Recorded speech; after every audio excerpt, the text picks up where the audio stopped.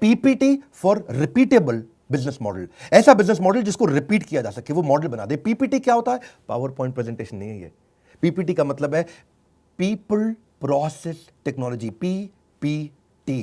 People यानी कि people आपके पास ऐसे होने चाहिए, मैन पावर आपके पास ऐसी होनी चाहिए जो प्रोसेस पे काम करे, टेक्नोलॉजी पे काम करे। प्रोसेस ओरिएंटेड लोग हाई क्लास कैसे हायर करें। दूसरा पी प्रोसेस है।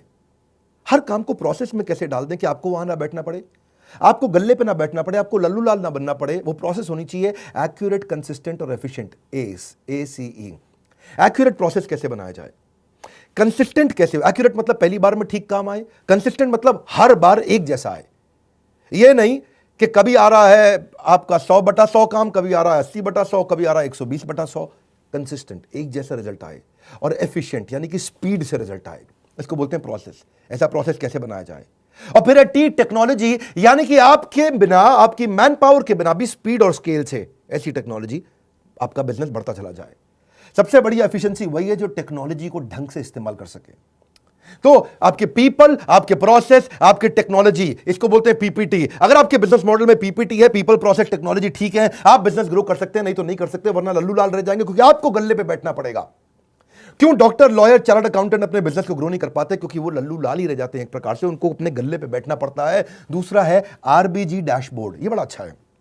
आरबीजी का मतलब हुआ एक बिजनेस का ऐसा डैशबोर्ड बना दो, रेड ब्लू ग्रीन। मेरी बात समझना, आरबीजी इजी करूंगा, टेंशन मत लेना कोई। मेरे चैनल पे आए हो ना, मेरे चैनल पे बिजनेस को सीखना सबसे आसान है, केक वॉक ऐसे कर दूंगा। बिजनेस सीखना इस देश में बड़ा बदलाव लाने वाले हैं। रेड ब्लू ग्रीन, जो भी डिपार्टमेंट आप कर रहे हैं, जो भी डिपार्टमेंट आप रन कर रहे हैं, जैसे आपके पास 5 डिपार्टमेंट, 3 डिपार्टमेंट, 7 डिपार्टमेंट है। हर डिपार्टमेंट की आपको रिपोर्ट शाम को, कुछ डिपार्टमेंट ऐसे होने चाहिए जिसकी रोज शाम को, और कुछ डिपार्टमेंट ऐसे होने चाहिए जिसकी वीकेंड पे, सैटरडे शाम को आपको रिपोर्ट मिल जाए।